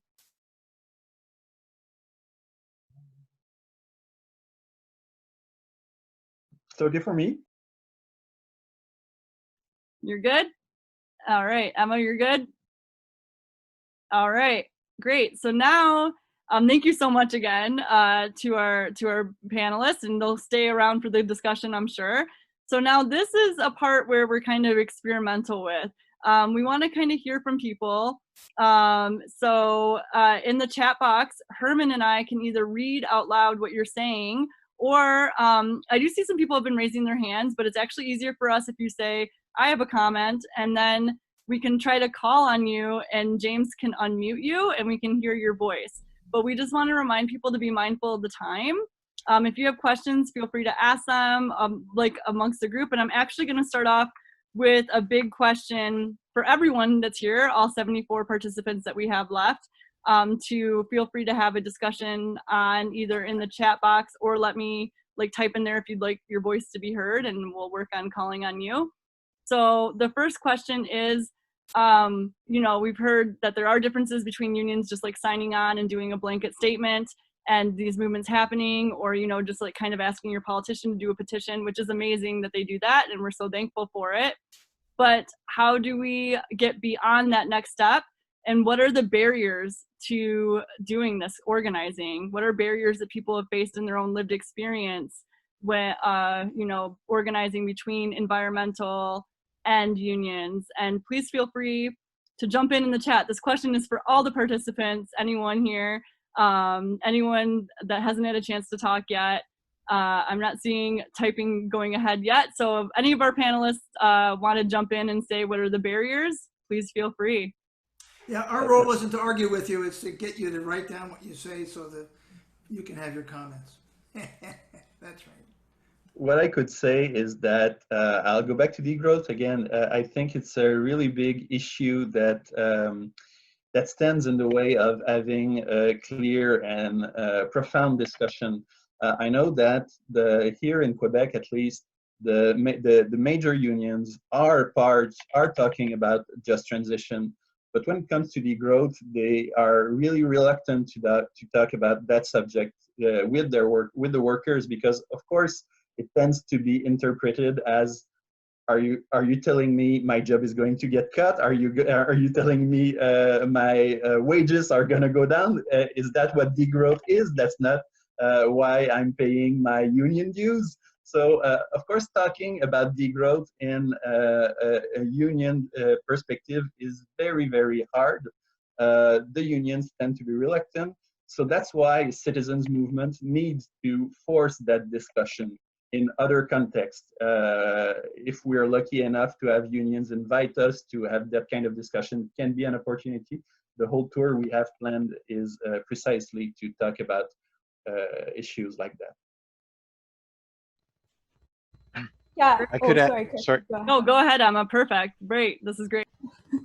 I think just one example that has like worked quite well for Climate Justice Edmonton, and unfortunately COVID hit and we weren't able to take this further, is finding really clear ways where workers' interests intersect with climate justice. And so for us, the most obvious one that has happened recently was the Kenney government moving teachers' pensions into AIMCO and then subsequently losing $2 billion because AIMCO was heavily invested in oil and gas and has become a majority shareholder in the Coastal GasLink pipeline.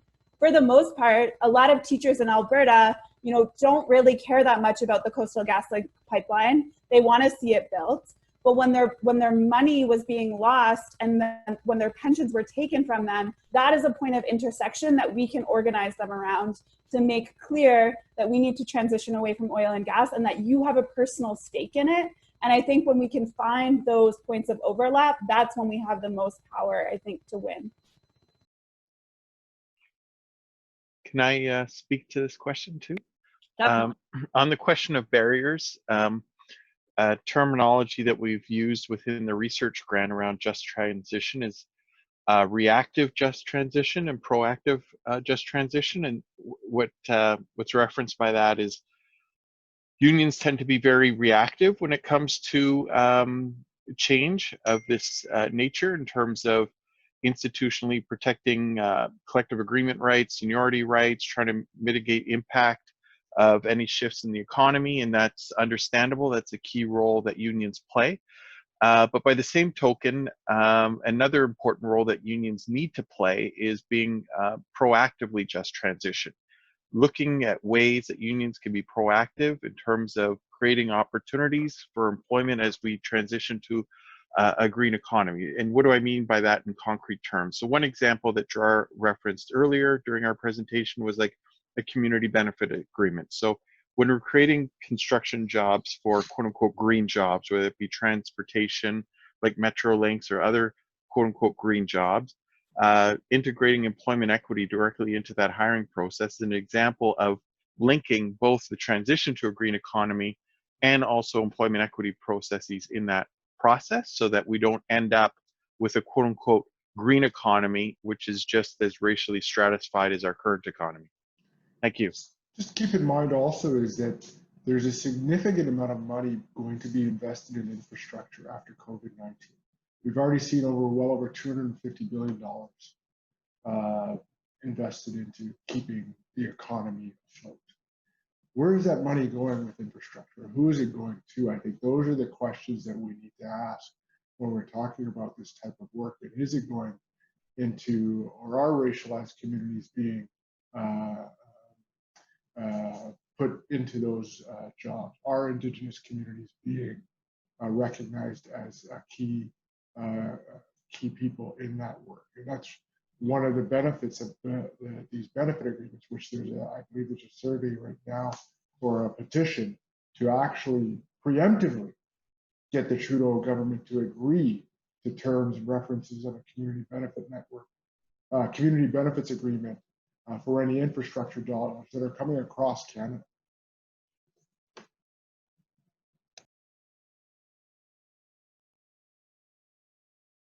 James, did you? Yep. Sure, I can speak just a little bit. And apologies, I've got an old laptop, so if you hear some ticking, it's just that. But I think the barriers question is a really good one. I think because there's barriers on both sides in terms of environmentalists and in terms of labor.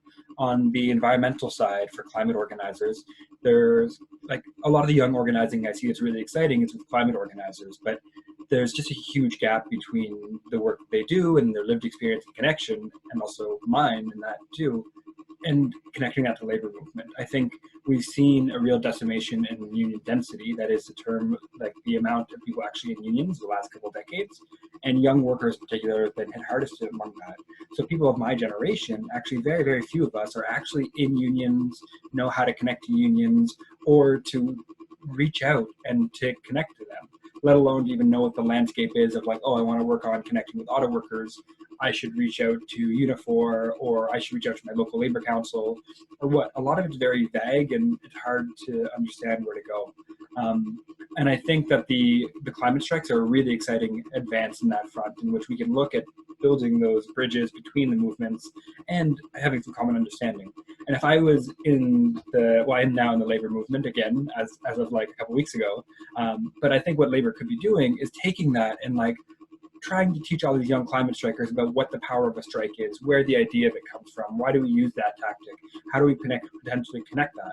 And then I think on the flip side of that, the barriers for labor are thinking about how do we go beyond business unionism, how do we go beyond just advocating for an increase in wages and working conditions, as important as they are, to actually expanding things that are like, it really can put anything on the bargaining table, but I think issues that members care about most are going to get the most resonance.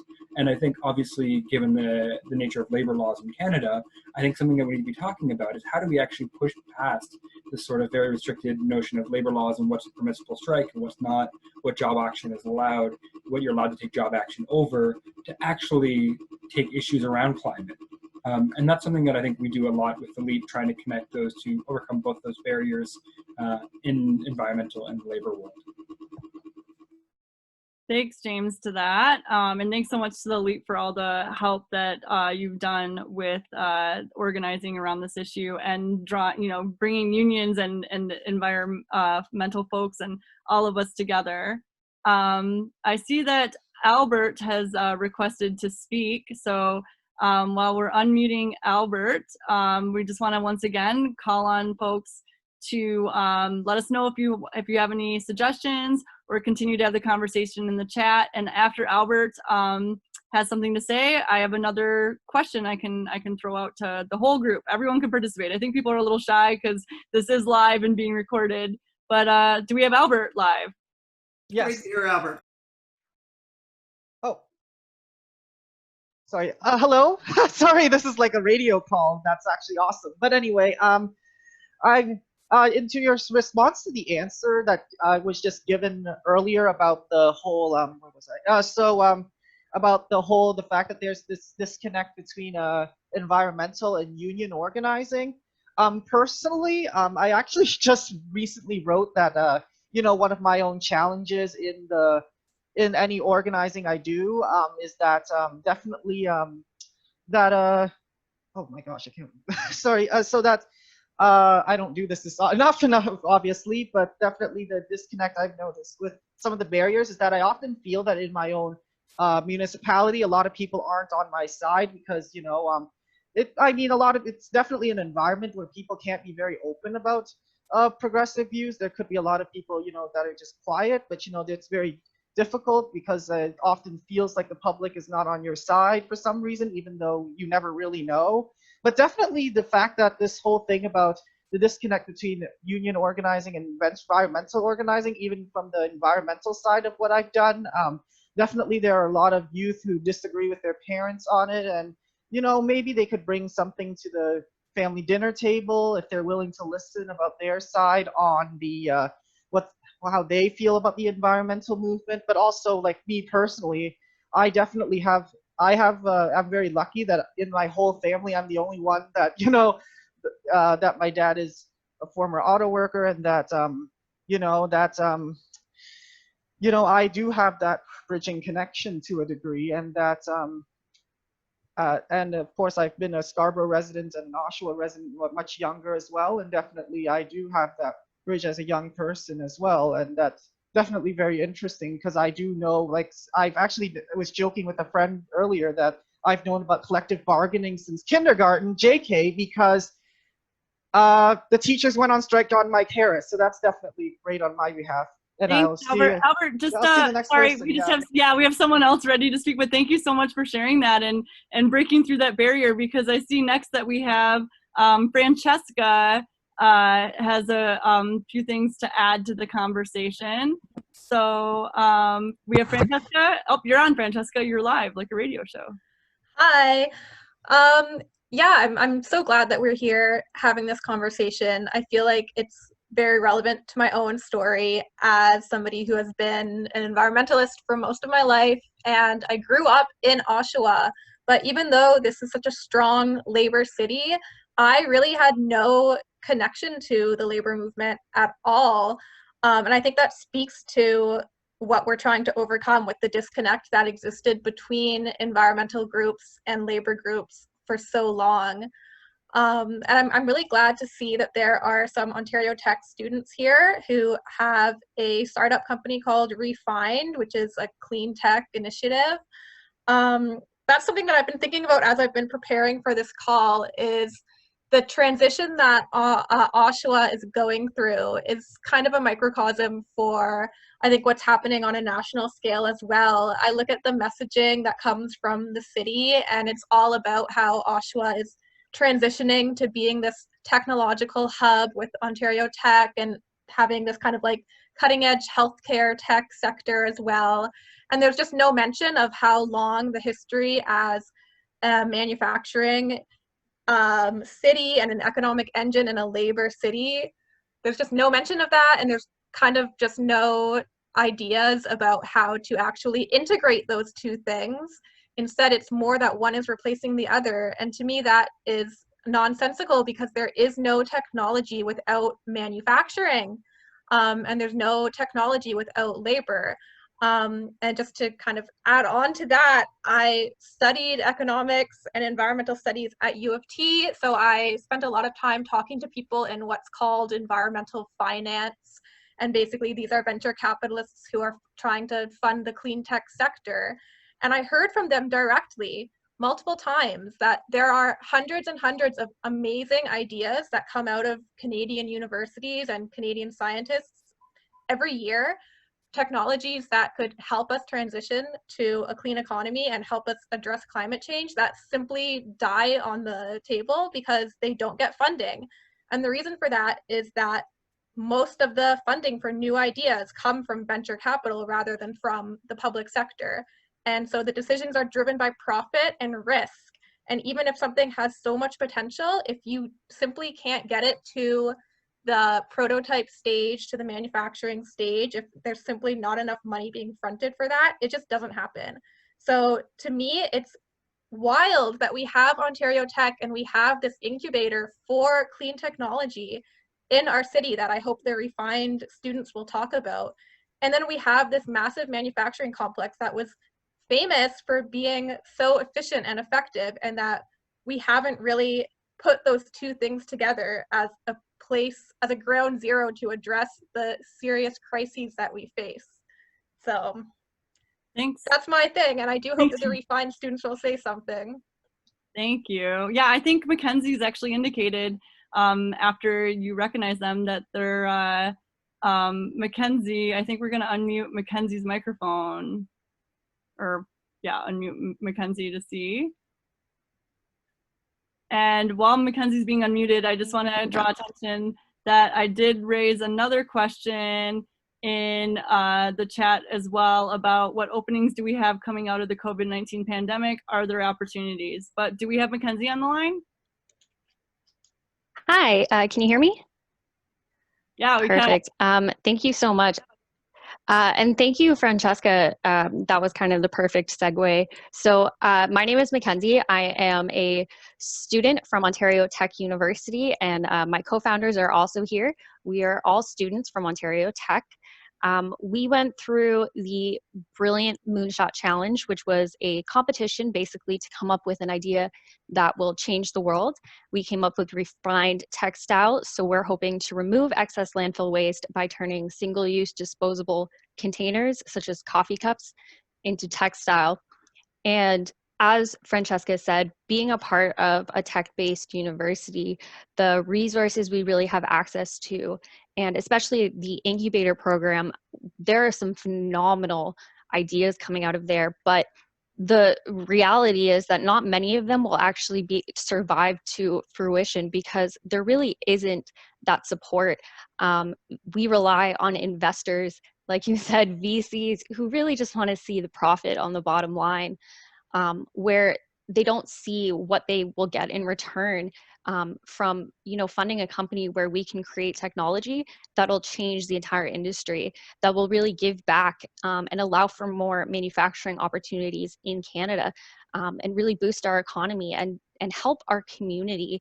But that's not really seen as like a profit thing for them. So it's really difficult. And even government grants, environmental grants, you have to jump through so many hoops to get those. You can't just be a student with an idea. You have to be a full-fledged researcher, or you have to be paying one, which costs millions of dollars, or you have to be already, you know, prove that you've made a profit. And there's really no support for that R&D stage, which is critical for any business, and not many startups, especially clean tech startups, can make it past that stage, despite the long-term benefits that could have. It could really revolutionize the Canadian industry.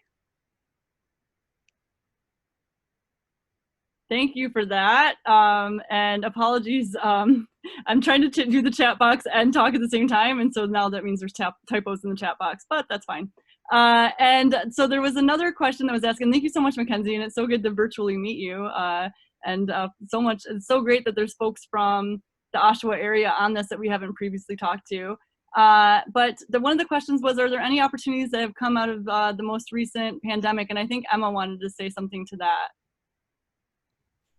Yeah, I have just a couple of like very quick thoughts of the biggest kind of opportunities that I see. Very recently, there was polling that was released around sort of a just recovery. And one thing is that the vast majority of Canadians are very supportive of making corporations and the ultra rich pay more for a recovery out of COVID-19. I think that's a huge opportunity to be talking about a wealth tax, to be talking about where the burden is falling when we're in a moment of crisis like this. You know, we conscript people to go to war. We should be conscripting wealth in moments of crisis to get us through moments like this. The other thing, I know a lot of people are super keen about a UBI right now. I have like some qualms with that, but I think that there's things we need to be alert to, at least about like what could pitfalls around a UBI. But the one thing that I haven't seen a lot of, and I think would be incredible, is talking about a 4-day work week, which I think makes a ton of sense in a moment like this, coming out of COVID-19 to give workers more leisure time at a time when, you know, 15% of Canadians are unemployed. It's climate smart. It is, I think, this big thing that could help to intersect the climate justice movement and the labor movement. And yeah, would really love to see more organizing going on around a 4-day work week. Great, thanks. Let me see if there's anyone else who would like. Can I say a word about that, Tiffany? Yep, definitely. I think Emma raises a great point, and I think it's a really exciting example that Green Jobs Oshawa is leading, showing us that in the absence of this corporation pulling out after 100 years of stealing like the blood, the sweat, the labor, and the value from Oshawa, and shutting down this behemoth of a factory, putting forward a better solution that actually not only like GM, when they pulled out, they fired or laid off 5,000 direct jobs and 10,000 indirect. And so Green Jobs Oshawa, thanks to your brilliance, turned around and did a feasibility report that showed that you could actually create 13,000 good permanent unionized jobs by creating battery electric buses for things like municipalities and Canada Post. And I think unions can take that example and run with it in their own specific way.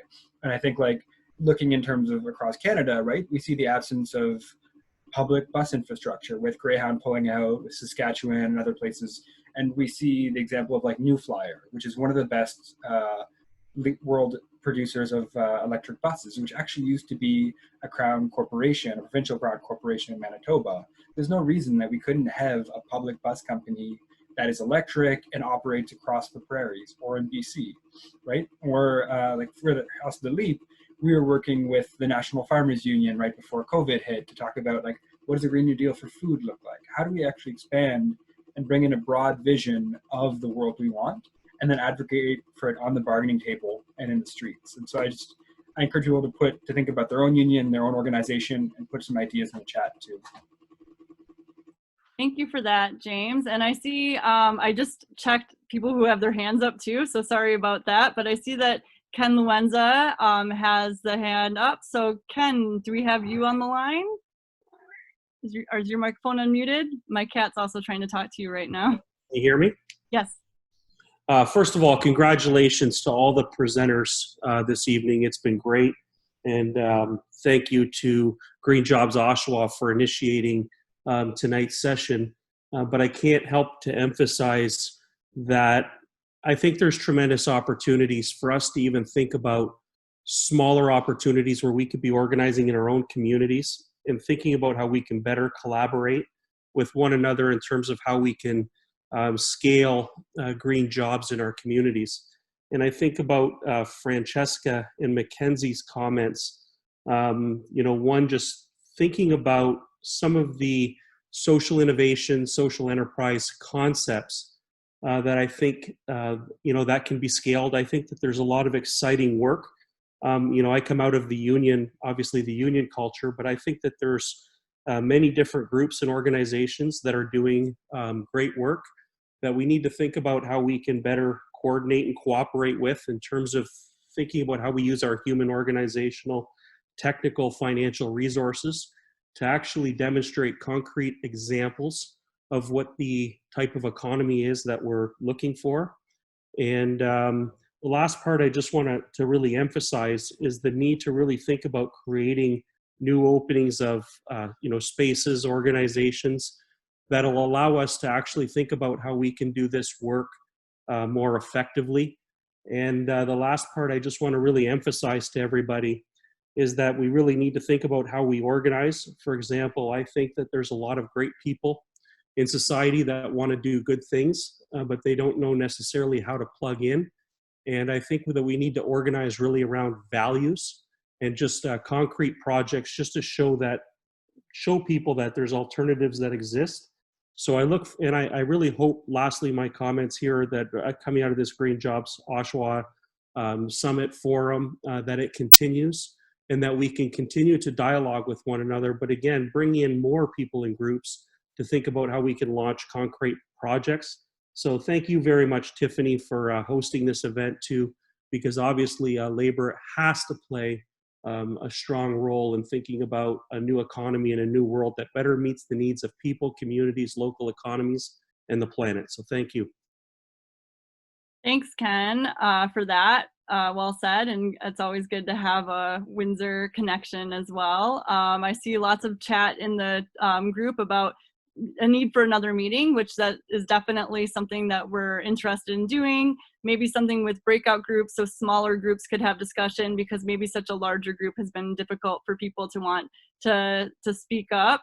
And yeah, and like some discussion around maybe this is the start of a Green Jobs Canada, like working closely together in some kind of way, which is super exciting. And Herman, did you have anything to add before we go over to Tony to wrap things up? Because I'm mindful of the time and we've all been together for such a long time. So we're going to wrap it up in a bit. So Herman, anything to add before I introduce Tony? Just think about similar things that can be done in our communities around keeping workplaces open, places that it may be endangered of closing, the bigger transition that people in Alberta are doing. Certain industries are real threatened right now. Instead of locking in to say, let's keep them forever the way they are. How do we transform them? I'm thinking of Quebec in particular right now. You can think of all the sectors that are under threat. Thinking of Windsor, I'm thinking of Bombardier. There are all kinds of spaces and places. And finally, building things that people in communities need, like housing, building it differently, organizing it differently, those things. Sorry. Okay, and I see Michael has his hand up. Michael? Me, Tiffany? Tiffany? Did you have your hand up? Yeah. I did. I just wanted to say on the subject of, what we could be doing differently. Look at Vietnam in COVID. This is not a wealthy nation. They set a national goal of not losing anybody to coronavirus, and not a single person has died there. They didn't rely on pharmaceuticals. It's public health. It's social solidarity. This is a healthcare system run on a not-for-profit basis. You contrast Canada and the United States and Britain and Europe with countries like Vietnam, and you have to be gobsmacked at what you have to conclude here. So, you're heading in the right direction here with forcing production to be domestically useful and to be in social solidarity. That's what's got to happen.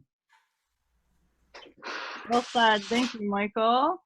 And we now have a member of Green Jobs Oshawa, one of the founding members, and also a former worker at the plant, Tony Leah, to just wrap things up in this awesome discussion that we've had. So over to you, Tony.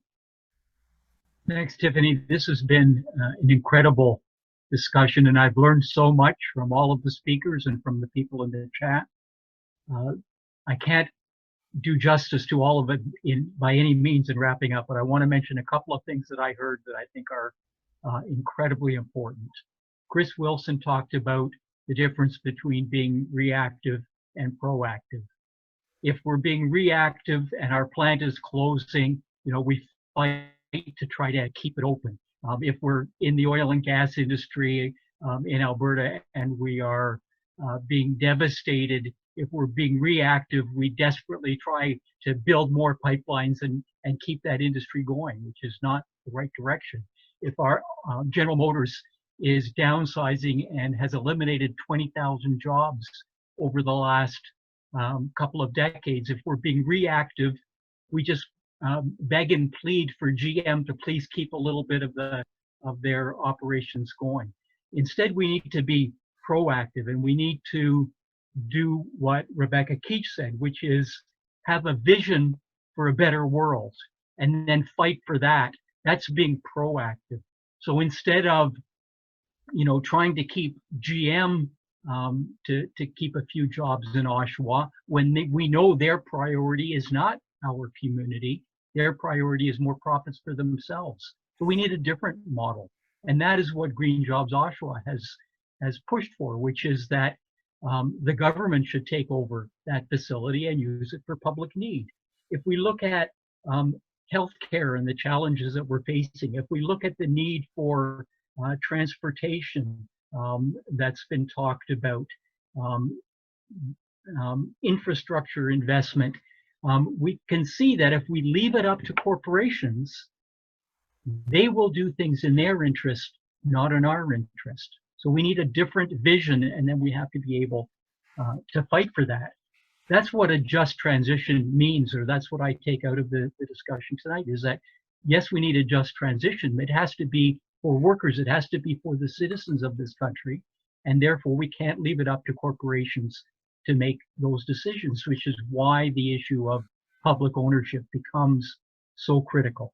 So when we talk about a Green New Deal, it has to be building a society which eliminates racism, which provides justice for Indigenous people, which provides better conditions for workers, not lower wages and less benefits, but work that is productive and benefits our society with good pay and good benefits. And all of those things will require an incredible struggle. And all of us, in one way or another, are parts of those struggles, but we're going to be much, much stronger if we're together. And several of the speakers have pointed out the critical role of workers in our society. 80% of our society, the people that do the work, generate profits, are productive, and have such incredible potential power. Francois mentioned, 250,000 students on strike has a huge impact. 250,000 workers on strike is so powerful, could be so powerful. But how do we reach that point? When we talk about the Green New Deal, I think we need to remember that the first New Deal in the 1930s came about because of the economic devastation. In that period, the response of workers was to organize, to build the first industrial unions, to challenge government. People forget, in response to Emma's point about a shorter work week, people forget, I think, that in 1933, the workers' movement was so strong in the United States that the Senate of the US passed a bill mandating a 30-hour work week, 5 days of 6 hours per day, in order to create jobs. I mean, it never came to fruition because the counterattack from corporations was so strong. But that's the kind of movement we need to build, one that has the power to change the world we live in, and that has the vision to build the kind of world that we need. And I think that all of us speakers have pointed us in that direction. So we want to build Green Jobs Oshawa in our community of Oshawa. And any of you that are in our community, we certainly encourage you to join with us and help it make it more powerful. A lot of people said they were prepared to talk to organizations that they're part of in our community. That will, I think, expand our work tremendously.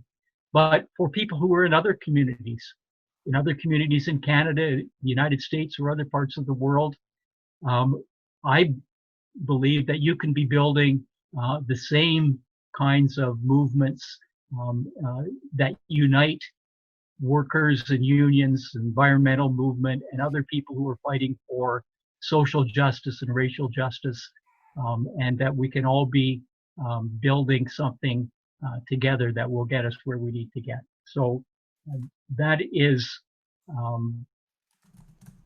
I thank everybody who's participated here, the speakers and all of the participants for lending your voices and your work and your organizing towards those ends. So thank you all very much. Thank you, Tony. And yes, I echo Tony's thanks. I want to just take a moment to thank everyone for joining us tonight in tonight's summit. Thank you to our speakers for making the time. You can see folks in the chat have learned a lot, but thank you for everyone who stayed on with us during this call and participated with us. Thank you to the LEAP for hosting this call and folks like James working behind the scenes to make tonight a success.